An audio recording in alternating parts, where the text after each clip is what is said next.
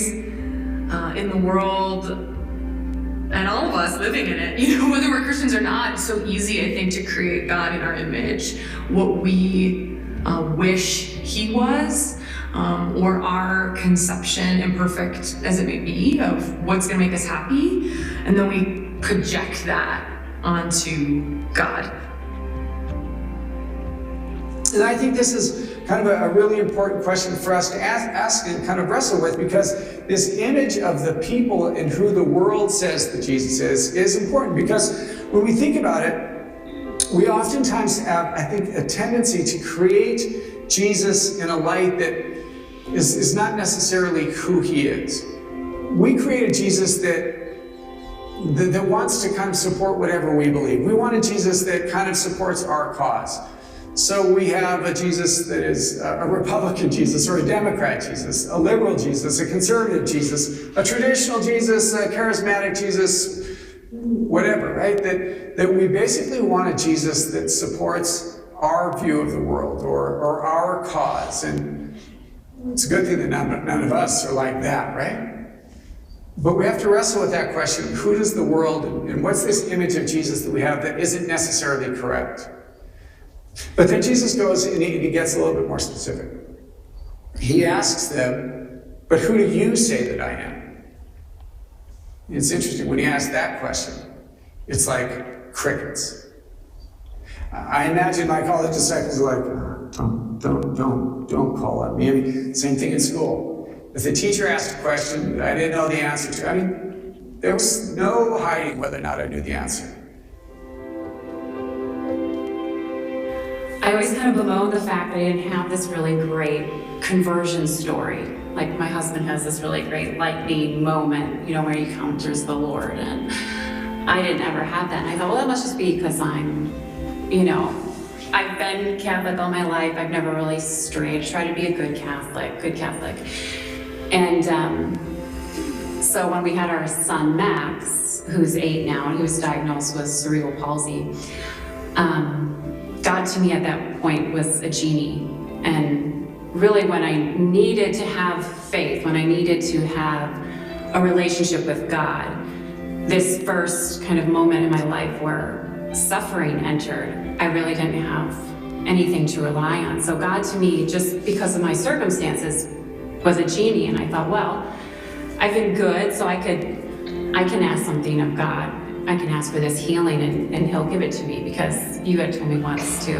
He was like Santa Claus to me. So I've been good, I should get good things. And I really just kind of stood there, just totally broken. And I had to stand away from it all and I just say, God, you can't possibly be all of these things that I've made you. He asks them, and the apostles are just kind of quiet. And then eventually, Peter raises his hand and says, "You're the Messiah."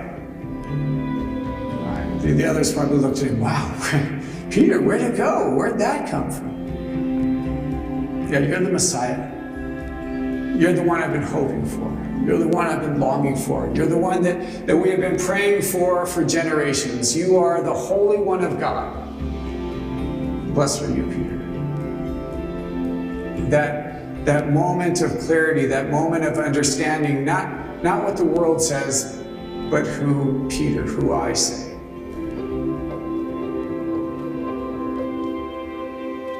I was raised in a town in Collingswood, New Jersey, and I was Jewish. We would go to synagogue on holy days and bar mitzvahs, but in terms of my belief in God, well, I believed in God, but it was sort of like he was up there doing his thing, and I'm down here doing my thing, and that's fine. My goal was to be a millionaire by the time I was 30, and we formed this business, and we decided to open this office up in New York City. And the first evening there, I said, now what am I going to do in New York City? I know nobody. And so I reached for this drawer, and opened this drawer, and there was a Bible.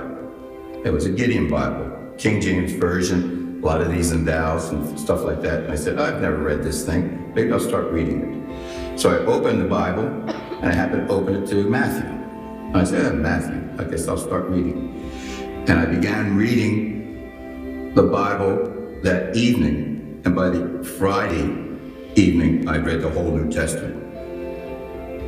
But the most miraculous thing occurred is as I began to read Matthew, I sensed the presence of the Lord in that YMCA. I sensed Jesus in that room. And it's hard for me to explain it, but it was as if he were reading the New Testament to me. And everything I read, I could hear his voice saying, that's true, that's who I am. I am the Jewish Messiah. I died on the cross for your sins. I love you. And if you give your life to me, you can be with me for all eternity. I just could hear him continually speaking these words to me. I suggest that this is one of the most important, essential movements of grace in each one of our lives. Is that each one of us needs to be able to wrestle with that question personally. Who do you say that Jesus is? And this is important for each one of us because we're going to stand before the Lord and he's going to ask us, who am I? Who am I for you? And at that point, we can't say, well, the Pope said, or the Catechism says, or my priest says, or my parents said, or my Aunt Edna. None. Who do you say that I am? And I suggest that there's this profound moment of grace or conversion or metanoia. The moment when each one of us moves away from who other people say Jesus is to who he is for me, who he is in my own life, my own person. Metanoia on the lips of Jesus, of course, really means to have a mind changed by what's happening through him.